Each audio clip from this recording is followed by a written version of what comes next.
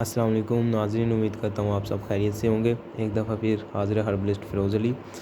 नाज़रीन, आज फिर कुश्ता संख दर्स करुंड वाला जो है ये मेरे पास अभी भी दस्तयाब है, अभी पड़ा हुआ है।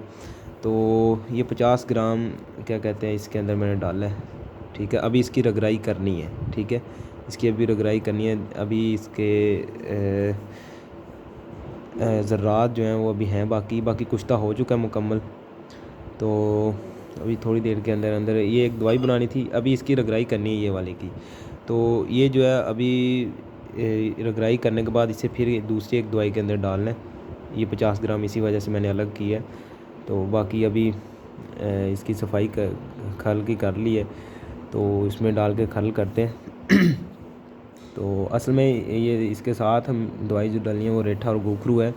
दवाई पास नील के नाम से ये। ठीक है, तो ये प्रोस्टेट इन्फेक्शन या पास सेल हो गए, इस तरह के जितने भी मसाइल हैं उनके लिए बेहतरीन चीज़ है। ठीक है, और इसके अलावा और भी काफ़ी मसाइल हैं जिन पे ये दी जा सकती है, स्पर्म मोर्टेलिटी पे दी जा सकती है।